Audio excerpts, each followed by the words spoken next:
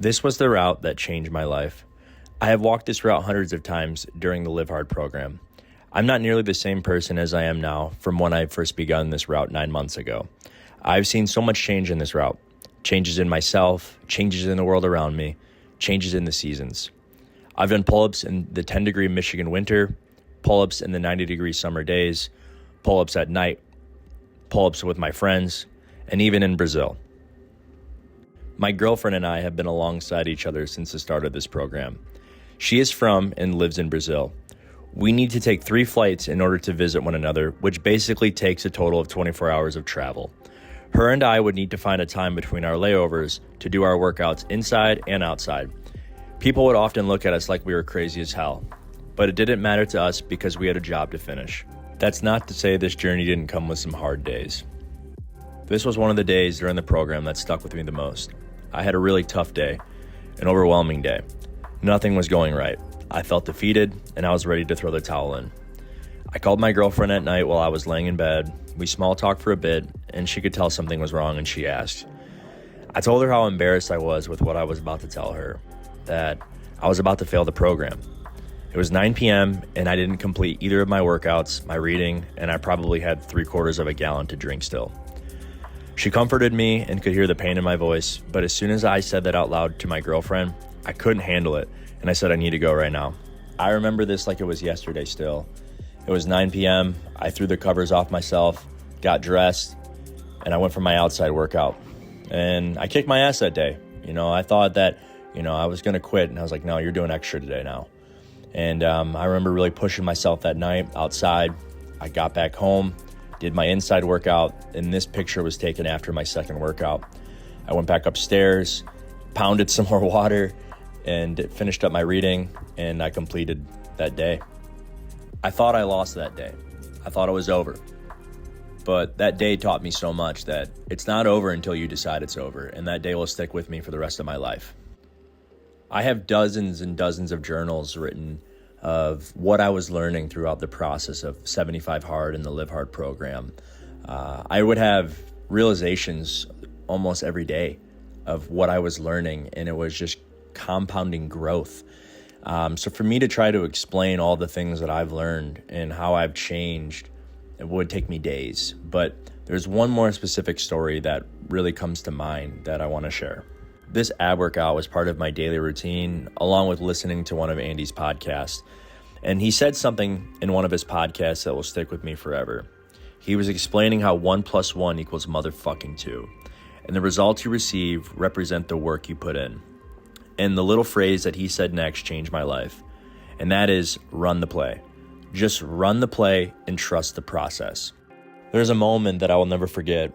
It was about 4 p.m. on a Sunday, and I was driving back home to visit my mom, and it was the first week that I completed of phase 1.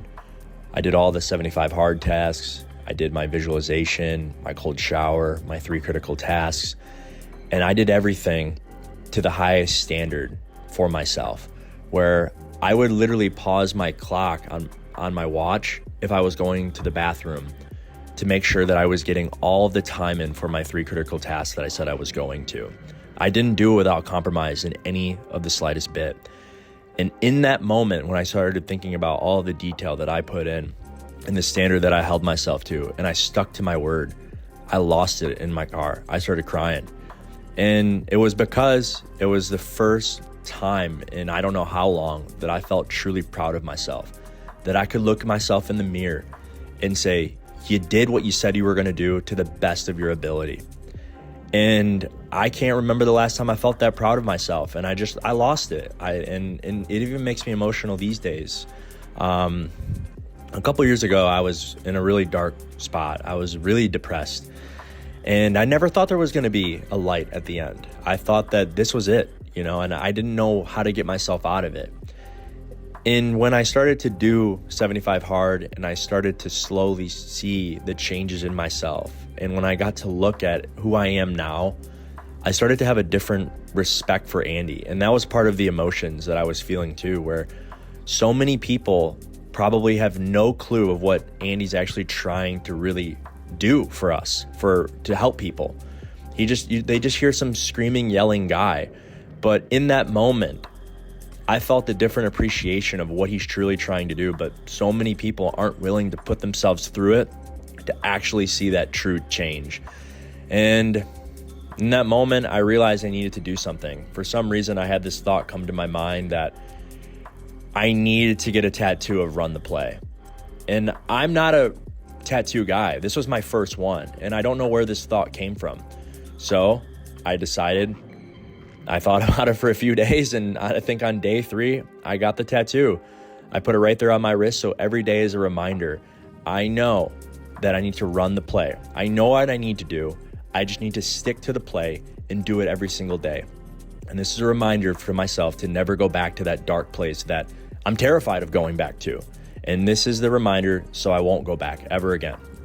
This journal right here was the same day that I got the tattoo, and I wanted to write out all the details of why I got the tattoo. And basically this journal was about the story I just told you about the car ride. And in this journal, which was dated 7/18 of 23, how much I looked up to Andy as a father figure, and how much that he's truly taught me more than anyone.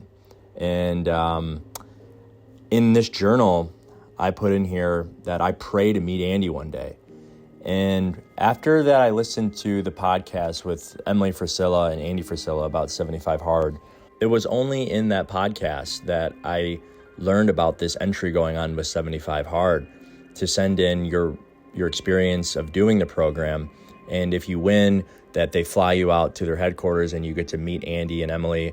And I haven't heard of anything like that. And that was the only time I heard of this. That podcast came out on August 27th.